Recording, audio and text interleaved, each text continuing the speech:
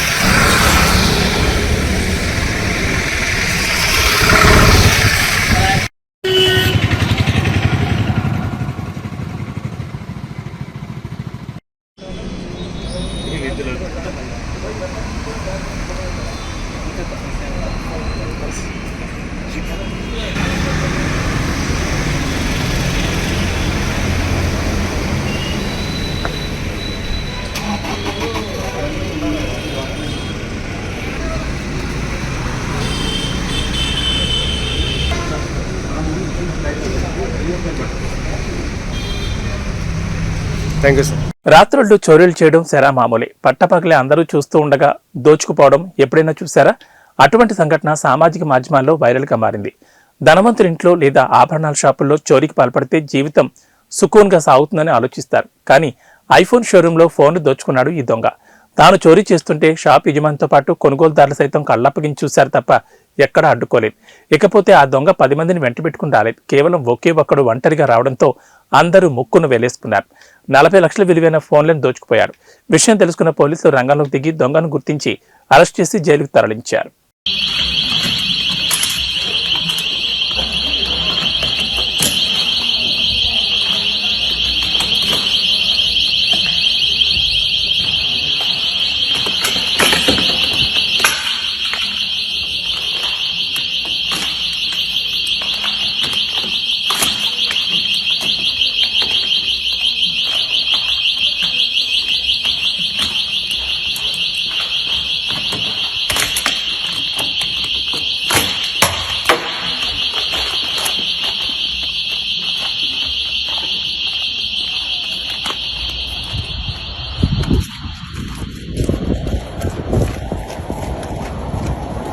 గిరిజనుల పండగ జనజాతర వేడుక మేడారం సమ్మక్క సారక్కల వేడుకల్లో పాల్గొని అమ్మవారి దీవెనలు పొందాలని సీఎం రేవంత్ రెడ్డితో పాటు తెలంగాణ మంత్రులకు మంత్రి సీతక్క ఆహ్వానం పలికారు. అసెంబ్లీ సమావేశాల్లో భాగంగా మేడారం సమ్మక్క సారలమ్మ పేరుతో ఏర్పాటు చేసిన పత్రికను మంత్రులకు అందజేశారు. అందులో మేడారంలో అమ్మవారి దేవాలయం ప్రతిమలు పొందుపరిచారు.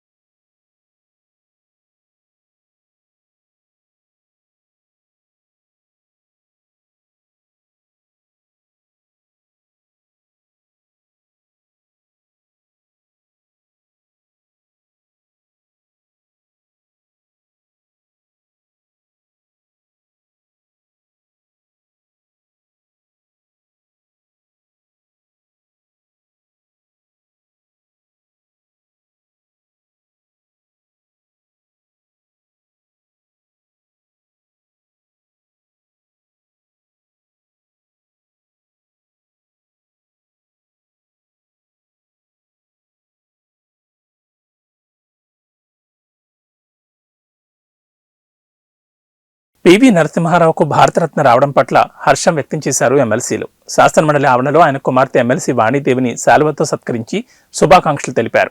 అసెంబ్లీలోని పివి చిత్రపటానికి పుష్పాంజలి ఘటించారు ఎమ్మెల్సీ వాణీదేవి, పలువురు.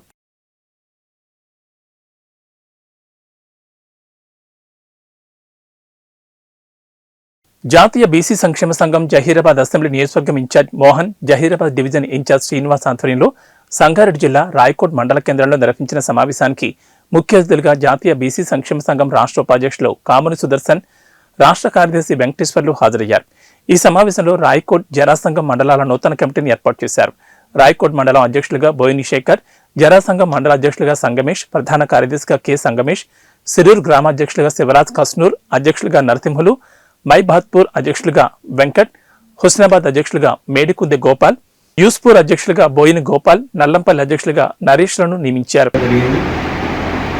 కృష్ణయ్య గారితో నేను కూడా ఉస్మానియా యూనివర్సిటీలో చదువుకున్నాం ఇద్దరం. కానీ మేము ప్రొఫెషనల్లో వచ్చాము, ఆయన సమాజ సేవలో వెళ్ళిపోయారు. కానీ ఈయనకి ఎంతకాలం తర్వాత మళ్ళీ మేము జాయిన్ అయినాం. జాయిన్ అయితే 32 ఏళ్ళ సర్వీసింగ్ చేస్తారు, మీరు రండి పనిచేద్దాము అని చెప్పి నాకు పోస్ట్ ఇవ్వడం జరిగింది. చాలా సంతోషం. నాకు కూడా సమాజ సేవ చేయాలని ఉంది, కానీ గవర్నమెంట్ పదవి ఉండడం వల్ల సమాజ సేవ చేస్తుంటాం కానీ డైరెక్ట్గా సమాజ సేవ చేయలేదు. పద్ధతి ప్రకారం చేస్తుంటాం, ప్రజలకు సహాయం చేస్తుంటాం, పేద పిల్లలకు మంచి చదువు ఇస్తాము, మంచి జ్ఞానాన్ని అందిస్తాము.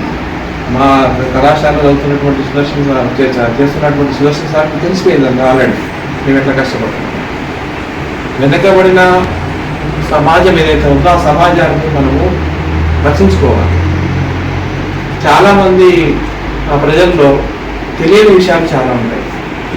ముఖ్యంగా వికలాంగులు, ఎవరు లేనటువంటి వాళ్ళు, ఫ్యామిలీలో ఒకరు చనిపోయి ఒకరు ఒంటరిగా జీవించేటటువంటి వాళ్ళు, వితంతువులు కానీ, వృత్తిలో పెట్టినటువంటి వాళ్ళు కానీ, ఇట్లా చాలామంది మన దాంట్లో వెనకబడి ఉంటారు. వాళ్ళకు సరైనటువంటి డైరెక్షన్ ఇచ్చేవాళ్ళు లేదు. ఇప్పుడే వచ్చేటప్పుడు సుదర్శన్ గారు చెప్పారు, చాలామందికి వికలాంగులకు నేను సర్టిఫికేట్ ఇప్పించి ఈరోజు పెన్షన్ కూడా వస్తుంది, వాళ్ళు హ్యాపీగా జీవిస్తున్నారని చెప్పాను. సో అట్లాంటి పనులు చేయాలి. మనం ఏదో మన ఓటు హక్కు వస్తుంది కదా, ఓట్లను మనం అప్డేట్ చేసుకొని ఒకరిని గెలిపిద్దామని కాదు. అక్కడ మన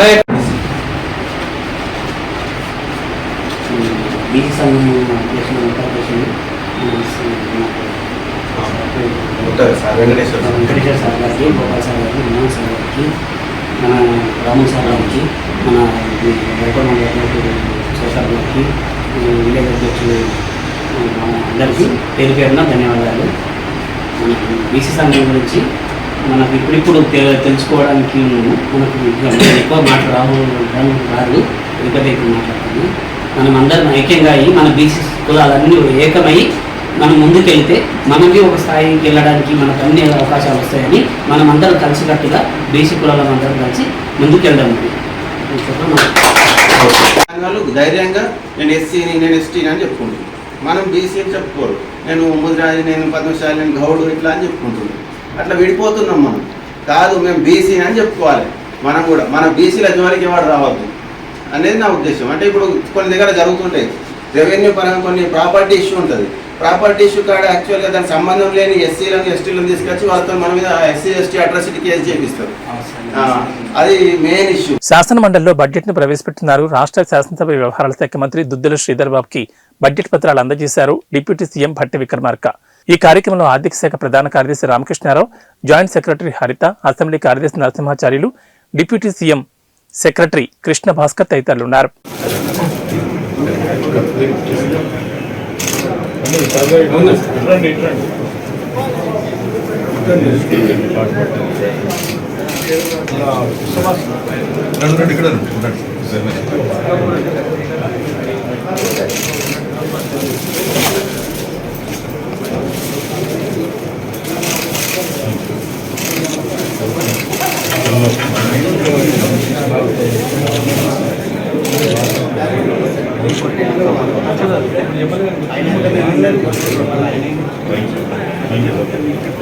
తనను ప్రేమించి పెళ్లి చేసుకుని కాపురాన్ని తీసుకెళ్లడం లేదంటూ భర్త ఇంటి ముందు భార్య ఆందోళన చేపట్టింది. చిత్రవద చేస్తూ తరిమికొట్టిన భర్త, అత్తమామలు చికిత్స నిమిత్తం హుజూరాబాద్ ప్రభుత్వ ఆసుపత్రికి తరలించారు.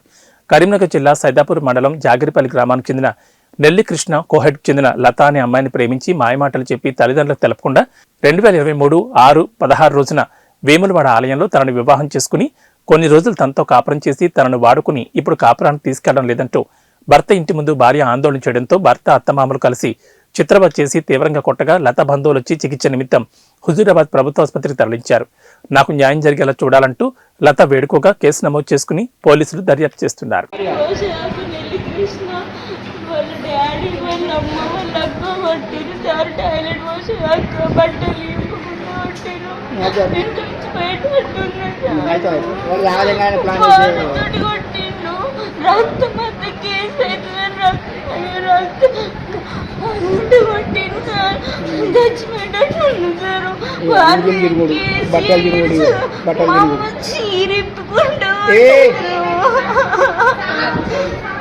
ప్లీజ్ కేసు కావాలి మనయ్యా ఫోన్ నెల్లి కృష్ణ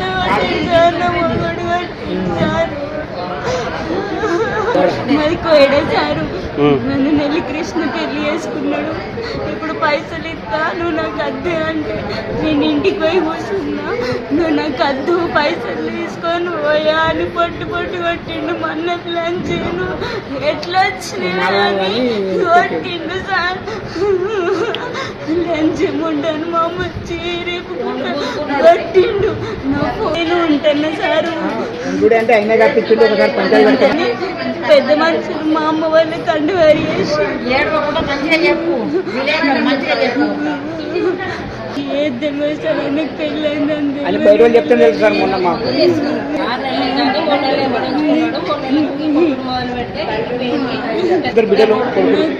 పెళ్ళయిందని కాంప్రమైజ్ కి పెద్ద మనుషులలో అమ్మ వాళ్ళ ఇంటికి పంపించిండు. నాకు కాంప్రమైజ్ అవద్దు, నువ్వు ఇష్టపడి పెళ్లి చేసుకున్నావు కదా నన్ను అని. నేను ఇంటికి పోతున్నాను, ఇదే రోజు కొడితే వీళ్ళు ఏమంటారు మమ్మీ నేను కలిసి మమ్మీ వాళ్ళు నిన్న నైట్ మమ్మీ వాళ్ళ మీద పిటిషన్ ఇచ్చిండు. మమ్మీ నేను మీతో ఉంటే మీ కేసు అవుతుందని నా గారింటికి నేను పోతానే అని నేను వాళ్ళ ఇంట్లోకి పోతే ఇంట్లోకి వెళ్ళి మన నుంచి ఎట్లా వచ్చినావే అని గుంజుకొచ్చారు. పొద్దుగాల 10 గంటలకు పోయినా సార్ నన్ను ఘోరంగా పట్టారు. మన ప్లస్ అని దొమ్మల లంచే పైసలకి ఇచ్చేవంటి, పైసలకి ఇస్తే నువ్వు అంటవే అని అన్నాడు. నాకు పైసలు అందుకే ఇస్తా, నేను నీతోటి కాపీ చేయనికి వచ్చినా అని చెప్పిన. నన్ను ముగ్గురు వాళ్ళ అమ్మ వాళ్ళ నాన్న వాళ్ళ కృష్ణ జాగిరిపల్లి బస్ స్టాండ్ దాకా పట్టారు సార్. మా అమ్మ చీరిపి నా బట్టలు కూడా ఎత్తారు. పోషాక కొట్టారు. వాళ్ళ కేసు దయచేసి కులకు లక్షలను పెట్టారు. వాళ్ళు మా ఆయన వాళ్ళు బీసీ కాలనీ వాళ్ళని వాళ్ళు ముదిరాజు సార్. ఇప్పుడు నేను ఎస్సీ అమ్మాయినని విడిపించుకున్నామని చూస్తాను. వెమ్లవాడికి వెళ్ళి పెళ్లి చేసుకున్నాం సార్ మేము.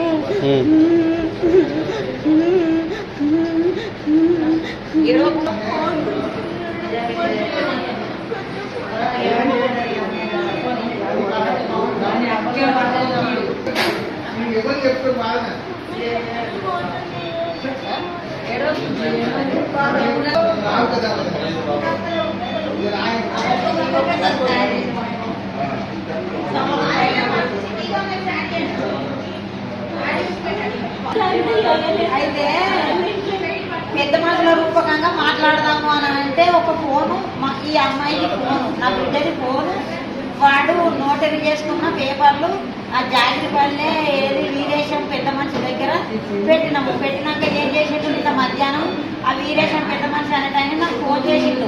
యాదలక్ష్మి నేను వీడియో అదేంటిది పేపర్ను అదేంటిది ఫోను నెల్లి కృష్ణకు ఇవ్వడం జరిగింది. నాకు సైదాపూర్ పోలీస్ స్టేషన్లో కేసు పెట్టిండు. ఎస్ఐ ఇవ్వనంటేనే ఎస్ఐ అందువల్ల ఇచ్చినా అన్నాడు. సరే తిను ఎందుకు ఇచ్చినావు అవి సెల్ కదా దాంట్లో వీడియోలు ఉన్నాయి రికార్డులు ఉన్నాయి అట్లా ఎట్లా ఇచ్చినావు నువ్వు వాడు ఇదివరకే వీడియోలతో రికార్డులతో మమ్మల్ని బ్లాక్మెయిల్ చేస్తాను అని నేను అన్నా అని నీ మీదనే కేసు పెడతా ఇక నేను అందుకే ఏదో ఒకటి బయటకు వచ్చినా కానీ అని నేను అన్నా అన్న మొక్కలు ఏం చేసిండు అంటే నీకు సాధన అయింది చేసుకో సపరేక నా భర్త దగ్గర నా మీద నా కొడుకు మీద కేసు పెట్టిండు కేసు పెడితే అంటే నేను ఏం చేసిన కదా మా అన్న మీద రాష్ట్ర వ్యాప్తంగా ఆశా వర్కర్లు మండల తహసీల్దార్ కార్యాలయం వద్ద సిఐటియు పిలుపు మేరకు 2 రోజుల ఆందోళనకు పిలుపునిచ్చారు. ఈ నేపథ్యంలో కాకినాడ రూరల్ మండల తహసీల్దార్ కార్యాలయం ఎదుట సిఐటియు ఆధ్వర్యంలో ఆశా వర్కర్ల ఆందోళన నిర్వహించారు. ఈ సందర్భంగా సిఐటియు రూరల్ కార్యదర్శి టి రాజా మాట్లాడుతూ ఆశా వర్కర్ల న్యాయమైన డిమాండ్లను పరిష్కరించాలని శాంతియుతంగా ఆందోళన ధర్నాలు చేస్తుంటే ఈ రాష్ట్ర ప్రభుత్వం పోలీసులతో వేధింపులు గురిచేసి అక్రమ అరెస్టులు చేస్తోందని ఆరోపించారు. ప్రభుత్వం నుంచి అందే పథకాలకు అర్హులుగా ఆశా వర్కర్లను ఆమోదించాలని, పనిభారం తగ్గించి ఆన్లైన్ వర్కులు సచివాలయం సిబ్బందికి అప్పజెప్పాలని డిమాండ్ చేశారు. అనంతరం ఆశా వర్కర్ల యూనియన్ రూరల్ అధ్యక్ష కార్యదర్శులు నాయకురాలు కె విమల, ఎం బేబీ మాట్లాడుతూ కనీస వేతనం 26,000 రూపాయలు ఇవ్వాలని, రిటైర్మెంట్ బెనిఫిట్స్ కల్పించాలని ప్రభుత్వాన్ని డిమాండ్ చేశారు. తమ డిమాండ్లను ప్రభుత్వం పరిష్కరించకపోతే ఆందోళన మరింత ఉధృతం చేసి తమ డిమాండ్లకు పరిష్కారం అయ్యే వరకు పోరాడతామని ప్రభుత్వాన్ని హెచ్చరించారు. ఈ కార్యక్రమంలో నాయకురాలు డి రేష్మ, మణి, కె పార్వతి, సుమారు 95 మంది ఆశా వర్కర్లు తదితరులు పాల్గొన్నారు. మేము నాణ్యమైన కోరికల కోసం అని చెప్పేసి ఫిబ్రవరి 8వ తారీఖున మేము చెలో విజయవాడ కోసం బయలుదేరినప్పుడు మమ్మల్ని గృహ నిర్బంధం చేశారు. 7వ తారీఖు నుంచే మమ్మల్ని గృహ నిర్బంధం చేశారు. ఎందుకని చేశారో మాకు అర్థం కాలేదు. మేము న్యాయమైన కోరికలు తీర్చమని మా న్యాయమైన కోరికలు తీర్చమని చెప్పేసి మేము ధర్నా చేయడానికి కోసమని వెళ్ళాం. అంతేకాని మేమేం దొంగతనాలు అవి చేయలేదు కదా. కానీ చాలా దారుణంగా మమ్మల్ని అయితే అరెస్టులు చేశారు ఈ పోలీసులు. ఒక ఆడవాళ్ళని కూడా చూడకుండా మమ్మల్ని చాలా దారుణంగా హింసించారు ఈ పోలీసులు. మరి ప్రభుత్వం అయితే చాలా మొండిగా ఉంది. మాకు అయితే వర్కులు ఎంత దారుణంగా ఉన్నాయంటే చాలా దారుణంగా, పని ఒత్తిడి కూడా ఎక్కువైపోయింది. న్యాయమైన కోరికలను మేము ఏమడిగాం, కనీసం వేతనం 10,000 ఇస్తున్నారు. 10,000 కాకుండా 26,000 కనీసం వేతనం ఇమ్మని అడిగాం. దాంతోపాటు మమ్మల్ని గవర్నమెంట్ ఎంప్లాయీగా గుర్తించారు. గవర్నమెంట్ ఎంప్లాయీగా వచ్చి మాకేమి గవర్నమెంట్ వచ్చే పథకాలు, సంక్షేమ పథకాలు కూడా ఏం వర్తించట్లేదు. మరి అవి కావాలని అడిగి మాకు ఒక మెటర్నిటీ సెలవులు లీవ్లు లేవు, ఒక సెలవులు లేవు, ఏమీ లేవు. 24 గంటలు మేము డ్యూటీ చేయవలసిందే. కనీసం గవర్నమెంట్ వాళ్ళు చేసే డ్యూటీలు కావాలి టైం ఉంది, కానీ మాకైతే ఒక టైమింగ్స్ అనేదే లేదు. ఏ టైం అయితే ఆ టైంకి మేము డ్యూటీలో ఉండవలసిందే. దాంతో ఆన్లైన్ వర్క్లు ఎక్కువైపోయినాయి. ఫోన్లు ఇచ్చారు, ఆ ఫోన్లు అయితే నాణ్యమైన ఫోన్లు ఇమ్మని చెప్పేసి అడుగుతున్నాం. ఆ ఫోన్లో వర్క్ మేమేంటి ఫోన్లోనే వర్క్ చేయాలి, రికార్డులు చేయాలి, 2 చేయాలి. ఇటు ఊర్లోనే పని చేస్తామా, ఇటు ఆన్లైన్ వర్కే చేస్తామా, రికార్డులే రాస్తామా, పేషెంట్లు కూడానే వెళ్తామా, ప్రతి దానికి ఇచ్చేస్తున్నారు. సచివాలయంకి వచ్చి కూర్చోమంటున్నారు. సచివాలయం మాకు సంబంధం లేని ఫీల్డ్ వర్క్, మనం చేయవలసిన ఫీల్డ్ వర్క్. న్యాయమైన డిమాండ్లను ఏమడుగుతున్నాము, 60 సంవత్సరాలు నిండిన వాళ్ళకి బెనిఫిట్ ఇమ్మని అడుగుతున్నాము, ప్రమాద బీమా ఇమ్మని అడుగుతున్నాము. మేము రోడ్ల మీద తిరుగుతున్నాము, ఏదన్నా అవుతుంది మా పని ఏంటి, మా ఇన్సూరెన్స్ అవి ఇమ్మని అడుగుతున్నాము. అంటే అంతకన్నా గొంతెంపు కోరికలు ఏమి అడగట్లేదు కదా. ఆ పట్ల అయితే కనుక జగన్మోహన్ రెడ్డి గారు చాలా దారుణంగా ప్రవర్తిస్తున్నారు. నా అక్కలు నా చెల్లెలు అన్నారు, కానీ ఏ విధంగా కూడా మమ్మల్ని ఆడవాళ్ళుగా గుర్తించలేదు. నిన్న మరి ధర్నాకి వెళ్తే చాలా దారుణంగా హింసించారు మమ్మల్ని అయితే కనుక. కానీ ఇలాగ ఉంటే కనుక మేము ఎంతకన్నా ముందుకే వెళ్తామని చెప్పేసి మేము చెప్తాం. రాష్ట్ర వ్యాప్తంగా ఫిబ్రవరి 8వ తారీఖుని చలో విజయవాడ పిలిపిస్తే 2 రోజుల పాటు ఈ రాష్ట్రంలో జగన్మోహన్ రెడ్డి పోలీసులు అక్రమంగా అరెస్టులు చేసి 2 రోజుల పాటు నిర్బంధించారు. అయినా కాకుండా వేలాది మంది చలో విజయవాడ వెళ్ళి సీఎం మా సమస్యను పరిష్కరించమంటే అక్రమ అరెస్టులు అని చెప్పి గొంతెత్తి నిర్ణయించారు. చర్చలకై పిలిచి ఆశా వర్కర్ల యూనియన్ రాష్ట్ర ప్రధాన కార్యదర్శి మన ధనలక్ష్మి గారిని చర్చలుగా పిలిచి ఆఫీసులోనే అరెస్ట్ చేసిన పరిస్థితి ఉంది. అలాగా సమస్యలు పరిష్కరించమని, కనీస వేతనం ఇవ్వమని, అలాగే టీఏడీఏలు ఇవ్వమని చెప్పి, ఇతర సౌకర్యాలు కల్పించాలని చెప్పి, రిటైర్మెంట్ బెనిఫిట్స్ కల్పించాలని చెప్పి, 10,000 జీతంతో ఏ విధంగా బతకగలరని చెప్పి ప్రశ్నించిన ఆశా వర్కర్ల మీద అక్రమంగా అరెస్టులు పెట్టి కేసులు పెట్టారు. ప్రభుత్వం తక్షణం స్పందించాలని చెప్పి ఆందోళన చేస్తుంటే పిలవకుండా భవిష్యత్తులో ఉద్యమం చేస్తామని చెప్తా ఉన్నాం. జగన్మోహన్ రెడ్డికి భయం లేదు, నాకు అసలు భయం లేదు. ఎన్నికల్లో గెలవడం కోసం మీరు 2 ఓట్లు గెలవండి, 2 ఓట్లు వేయండి అని చెప్పి పిలిపిస్తా ఉన్నారు. మేము కూడా 2 ఓట్లు ఎవరికి వేయాలని కూడా మేము కూడా ఆలోచిస్తా ఉన్నాం. మేము కూడా సిద్ధమే, యుద్ధానికి సిద్ధం. మీరు ఎన్నికలు సిద్ధమైతే మేము కూడా యుద్ధానికి సిద్ధమే. ఈ రోజు ఎవరైతే ఆశా వర్కర్లు, అంగన్వాడీ, స్కీమ్ వర్కర్ల సమస్యలు ఎవరైతే పరిష్కరిస్తారో, ఎవరైతే జీతాలు పెంచుతారో వాళ్ళకి మాత్రమే ఓటేయడానికి మేము సిద్ధంగా ఉన్నామని, లేకపోతే యుద్ధం చేయడానికి కూడా సిద్ధంగా ఉన్నామని చెప్పి తెలియజేస్తా ఉన్నాం. నా పేరు ఈ రాజా, కాకినాడ రూరల్ కార్యదర్శి. దేశంలో అతిపెద్ద సంఖ్యలో ఉపాధి కల్పిస్తున్న రవాణా రంగాన్ని పూర్తిగా దెబ్బతీసి కార్పొరేట్లకు దారాదత్తం చేయడానికి కేంద్ర ప్రభుత్వం తీసుకొచ్చిన భారత న్యాయ సంహిత చట్టాన్ని రద్దు చేయాలని all India road transport workers federation demand చేసింది. శుక్రవారం సిఐటియు జిల్లా అధ్యక్షుడు దువ్వా శేషబాబు అధ్యక్షతన సుందరై భవన్లో వివిధ ట్రాన్స్పోర్ట్ సంఘాల నాయకులతో రౌండ్ టేబుల్ సమావేశం నిర్వహించారు. ఈ సందర్భంగా శేషబాబు మాట్లాడారు.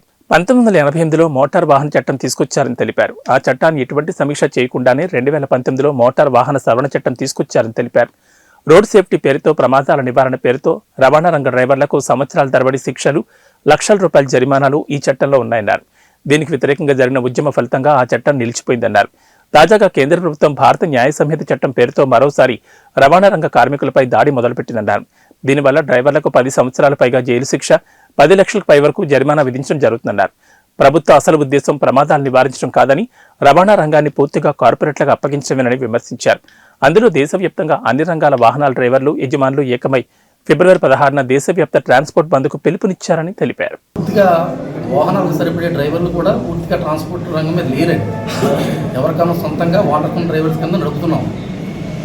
ఈ కేంద్ర ప్రభుత్వాలు తీసుకొచ్చే చట్టాలు ఏవైతే ఉన్నాయో దానివల్ల పూర్తిగా నెక్స్ట్ జనరేషన్ అన్నది, డ్రైవర్ జనరేషన్ అన్నది ఉండదండి. ఇప్పటికే చాలా తక్కువగా ఉన్నారు. నెక్స్ట్ జనరేషన్ అన్నది ఉండదు. ఇందాక బాబ్జీ గారు చెప్పినట్టు 10 లక్షలు 20 లక్షలు ఉంటే ఒక ఆటో డ్రైవర్గా, ఒక కార్ డ్రైవర్గా, ఒక వ్యాన్ డ్రైవర్గా వెళ్ళే పరిస్థితి లేదండి. అందువల్ల ఒకసారి ఆలోచన చేసి, కేంద్ర ప్రభుత్వం ఒకసారి ఆలోచన చేసి ఏదైతే మీరు ఇంప్లిమెంటేషన్ చేస్తున్నారో దానికి తగ్గట్టు రహదారులు కానీ, దానికి కావాల్సిన మౌలిక సదుపాయాలు కానీ ఏమైనా ఉన్నాయని మీరు ఒకసారి పునరాలోచన చేసుకోవాల్సిందిగా కోరుచున్నాం. అలాగే గతంలో కూడా మేము సంక్షేమ బోర్డులు అడిగాము, మోటార్ కార్మికుల సంక్షేమ బోర్డు. అలాగే ఈ డీజిల్, పెట్రోల్ వాటి మీద వచ్చే అమౌంట్ ఏదైతే ఉందో కట్టే వాటికి శ్వేతపత్రం కూడా అడిగాం. దానికి కూడా ఎటువంటి సమాధానం ఈ ప్రభుత్వాలు చెప్పకపోగా తిరిగి ఇలాంటి యొక్క సెక్షన్ తీసుకొస్తున్నారు. దాన్ని మేము పూర్తిగా వ్యతిరేకిస్తున్నాం. ఇదే కానీ కొనసాగితే రానున్న రోజుల్లో అన్ని అసోసియేషన్లు ఏకదాటి వైపు వచ్చి రేపు ప్రభుత్వాన్ని ఎండగడతామనేసి ఈ వేదికగా హెచ్చరిస్తాం. ఫిబ్రవరి 16వ తారీఖుని రవాణా కార్మికులందరూ కూడా సమ్మె చేస్తున్నారు. ఈ సమ్మె దేశం అంతా కూడా జరుగుతుంది. ఈ జిల్లాలోనూ, ఈ సిటీలోనూ కూడా జరుగుతుంది. ఆ సమ్మెని జయప్రదం చేయడం కోసమే మేమందరం కూడా ఇక్కడ సమావేశమయ్యాము. రకరకాల యూనియన్ల నుంచి ప్రతినిధులు హాజరయ్యారు. ప్రధానమైన విషయం ఏంటంటే ఇప్పటిదాకా ఉన్న చట్టానికి బదులుగా ఒక కొత్త చట్టాన్ని కేంద్ర ప్రభుత్వం తీసుకుని వచ్చింది. ఆ చట్టం ప్రకారం 10 ఏళ్ల పాటు జైలు శిక్ష పడుతుంది. 10 లక్షల రూపాయలు జరిమానా విధిస్తారు. 10 లక్షల రూపాయలు జరిమానా కట్టే అంత సీన్ ఉన్నవాడు డ్రైవర్ ఉద్యోగానికి ఎందుకు వెళ్తున్నావు సార్? అందుకని ఈ చట్టం తీవ్రంగా వ్యతిరేకిస్తున్నాం. ప్రమాదాలకు కారణాలు రకరకాలు ఉంటాయి. వాటన్నింటినీ అధ్యయనం చేయాలి. అధ్యయనం చేసి ఆ కారణాలను నివారించాలి. అందుకోసం ప్రభుత్వం ప్రయత్నం చేయాలి. మరొకటి ఏంటంటే రకరకాల కార్మికులకి సోషల్ సెక్యూరిటీ స్కీమ్స్ ఉన్నాయి. ట్రాన్స్పోర్ట్ రంగంలో ఉన్నటువంటి వాళ్ళకి ఒక కేరళ రాష్ట్రంలోనే సోషల్ సెక్యూరిటీ స్కీమ్ ఉంది. ఆ సోషల్ సెక్యూరిటీ స్కీమ్ ఆంధ్ర రాష్ట్రంలో కూడా తీసుకురావాలని చెప్పి కోరుతున్నాం. ఇది కార్మికులందరూ ఈ సమ్మెని జయప్రదం చేయాలని చెప్పుకోవాలి. అన్యాక్రాంతమవుతున్న రజక వృత్తిదారుల ఆస్తులకు రక్షణ కల్పించాలని, రజకులకు ఉపాధి, విద్య, ఉద్యోగ అవకాశాల్లో సరైన ప్రాతినిధ్యం కల్పించాలని ఆంధ్రప్రదేశ్ రజక వృత్తిదారుల సంఘం డిమాండ్ చేసింది. కాకినాడ సుందరై భవన్లో జిల్లా అధ్యక్షతన జరిగిన సంఘం 6వ జిల్లా మహాసభలకు అధ్యక్షత వహించారు జిల్లా అధ్యక్షుడు కోనేటి రాజు. ఈ సందర్భంగా ఆయన మాట్లాడారు. రజకుల సమస్యలు పేరుకుపోయాయని, తమకు అన్యాయం జరుగుతున్న రాష్ట్ర ప్రభుత్వం ఉదాసీనతగా వ్యవహరిస్తోందన్నారు. కుటుంబ పోషణ, ఉపాధి నిమిత్తం వేరే ప్రాంతాలకు వలసపోతున్నారని, వాటిని అరికట్టాలని సూచించారు. రాష్ట్రంలో సుమారుగా 25 లక్షల రజక కుటుంబాలున్నాయని, వారికి విద్య, ఉద్యోగ, ఉపాధి అవకాశాలు లేకపోవడంతో బతుకుదెరువు చాలా కష్టతరంగా మారిందన్నారు. తమ హక్కుల కోసం, జీవోల అమలు కోసం ఉద్యమం చేయాలని కోనేటి రాజు పిలుపునిచ్చారు.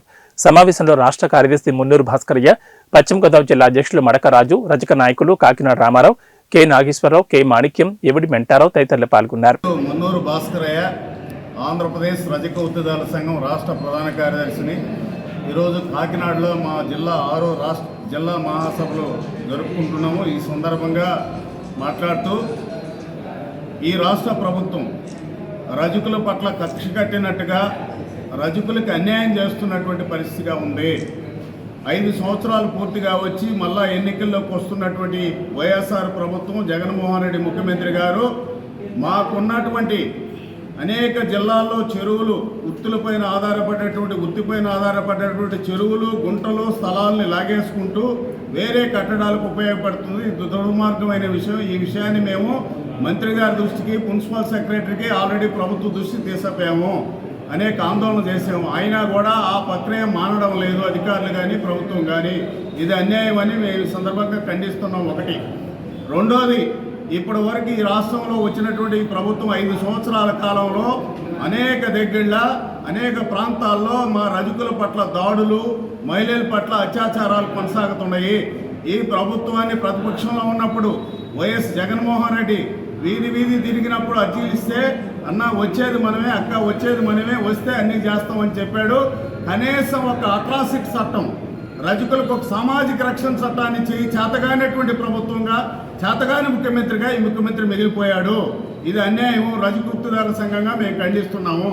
అంతేకాదు, కొన్ని వృత్తులకి ఏదో నామకాస్తే పెన్షన్ 50 సంవత్సరాలకి ఇస్తున్నారు. 50 సంవత్సరాలకి రజక వృత్తిదారులుగా ఉన్నటువంటి వాళ్ళకి అనేక మంది ఈరోజు వృత్తిలో ఉన్నటువంటి వాళ్ళు, ఇస్త్రీ చేసేవాళ్ళు, బట్టల బొలివేవాళ్ళు అనేక వ్యాధులకు గురవుతున్నటువంటి పరిస్థితి మా సోదరులు. ఈరోజు ఇస్త్రీ చేసేటప్పుడు కడుపులో కుక్కర మీద ఎట్ట గిన్నె ఉడకద్దో అట్ట ఉడుకుతుంటాయి పేగులు.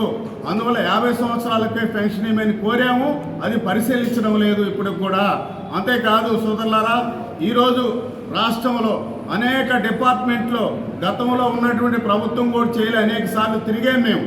ఈరోజు ఎండోమెంట్లో కానీ, లేదు హెడ్ క్వార్టర్స్ హాస్పిటల్, పెద్ద హాస్పిటల్స్ జిల్లా హెడ్ క్వార్టర్స్లో కానీ, ఎస్పీ బంగ్లా కానీ, లేదా జడ్జి బంగ్లాలో కానీ అనేక దోబీ పోస్టులు ఖాళీగా ఉన్నాయి.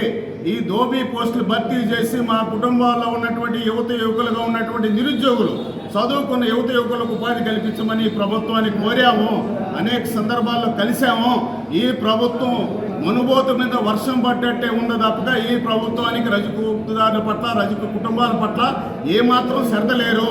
అంతేకాదు, మేము కోరుతున్నటువంటిది, అయ్యా రజక కార్పొరేషన్ పెట్టావు. రజక కార్పొరేషన్ ముందు రజక ఫెడరేషన్ ఉండింది. రజక ఫెడరేషన్ వృత్తిదారులుగా ఉన్నటువంటి వృత్తి కోఆపరేటివ్ సొసైటీలు 12 రకాల కులాలకు సంబంధించి, వృత్తిదారులకు సంబంధించి ఉన్నటువంటి ఫెడరేషన్లు రద్దు చేశారు. ఆ ఫెడరేషన్ల ద్వారా ఎంతో కొంత ఉపాధి కోసం 50% సబ్సిడీతో రుణాలు ఇస్తున్నటువంటి అవకాశం ఉండింది స్కిల్ డెవలప్మెంట్ ద్వారా. అది రద్దు చేశారు. 56 కార్పొరేషన్లు పెట్టారు. అందులో మా కార్పొరేషన్ పెట్టారు. ఒక చైర్మన్, 12 మంది డైరెక్టర్లు పెట్టారు. ఎవరి కోసం పెట్టారు? మీ మీటింగ్లు చెప్పడానికి, అబద్ధాలు చెప్పడానికి, రజకులను కోడేసి జగన్మోహన్ రెడ్డిని పొగడ్డానికి పెట్టారా? మాకేమన్నా సంక్షేమానికి సంబంధించినటువంటిది, మా పిల్లలకు సంబంధించినటువంటి స్కిల్ డెవలప్మెంట్ ద్వారా అభివృద్ధి చెందేదానికి ఒక పరిశ్రమకి ఇచ్చారా? ₹1 ఇచ్చారా? లేదు, మీరేమైనా ఆ కార్పొరేషన్ ద్వారా మా వృత్తికి సంబంధించిన మోడర్న్ దోబీగారులు కట్టించారా? మోడరేకన్నా ఏమైనా వృత్తిలో వచ్చినటువంటి మిషనరీ ఇచ్చారా? మాకెవరికైనా ₹1 ఇచ్చారా? దేనికి కార్పొరేషన్ పెట్టారో జగన్మోహన్ రెడ్డి గారు చెప్పాలి. ఏబీ బులెటిన్ విశేషాలు. నమస్కారం.